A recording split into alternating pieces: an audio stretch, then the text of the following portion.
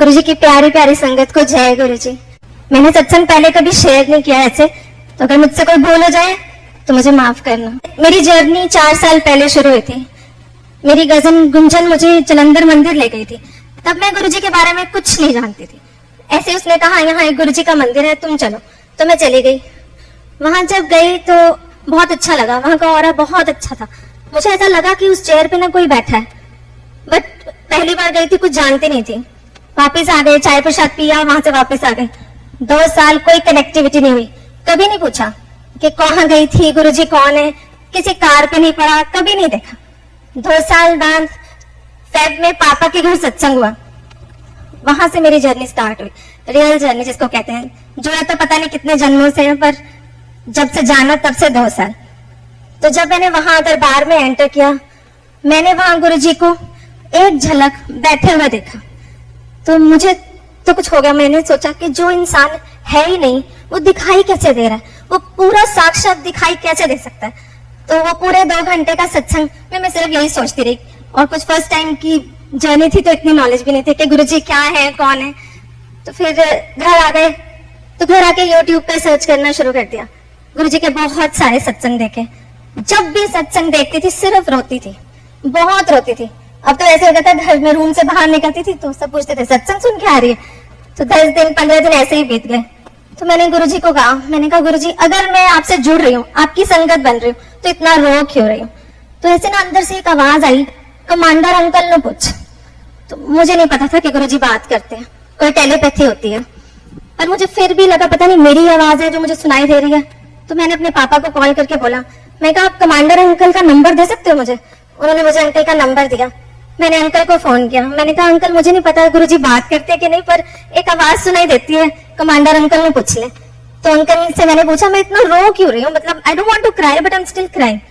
तो अंकल ने कहा वैसे तो गुरुजी की संगत कभी ना रोए, पर शायद आपने जन्मों से अपनी फीलिंग्स किसी के साथ शेयर नहीं किए, शायद इसलिए आप रो रहे हो। वो आंसर भी गुरुजी का ही होगा जो अंकल के थ्रू मुझे मिला। वहां से मेरी जर्नी बढ़ी।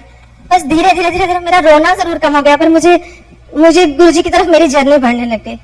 तो जैसे जैसे मैं यूट्यूब पे बहुत सत्संग सुनती रहती थी, सब कुछ था, तो मुझे एक दिन लगा कि क्यों ना गुरुजी का एक स्वरूप मैं अपने घर ले आऊं।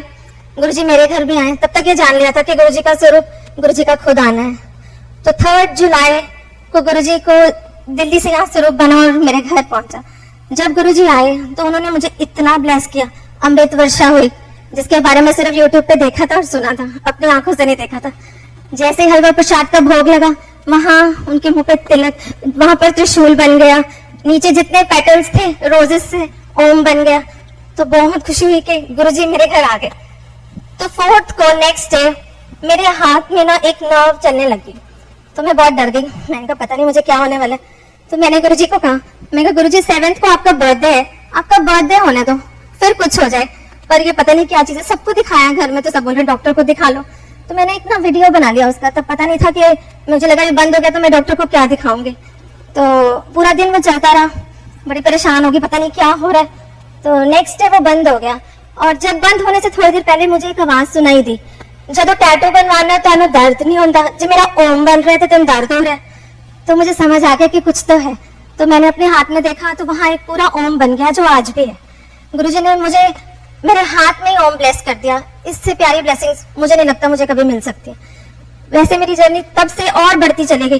फिर 7th को गुरुजी का बर्थडे आया। तो मैंने गुरुजी के बर्थडे पे सोचा था चाहे हम फैमिली के 4 लोग बैठे, चाहे हम थोड़े से लोग और हों, पर दरबार बहुत सुंदर होगा। बहुत सुंदर दरबार बना। तो दरबार में वही ह्यूमन नेचर होती है ना, मांगने की आदत नहीं जाती। तो जब की गुरुजी का केक काटा तो मैंने कहा गुरुजी अगर आपने केक काट दिया ना तो इतने सारे रोजेस हैं ऊपर, आप एक फ्लावर गिरा दो नीचे, मुझे पता लग जाएगा कि आपने मेरा केक काट दिया। तो मैंने सिर्फ अभी बोला ही था और ऊपर से 2 फ्लावर्स गिर गए। तो पीछे से मेरी बुआ पापा सब बोल रहे हैं वो देखो फ्लावर्स गिर रहे हैं ऊपर से। मैंने कहा आपके लिए फ्लावर्स गिर रहे हैं, मेरा आंसर है। इतनी जल्दी कौन सुनता है, कोई नहीं सुनता। गुरुजी के सिवा तो कोई नहीं सुन सकता।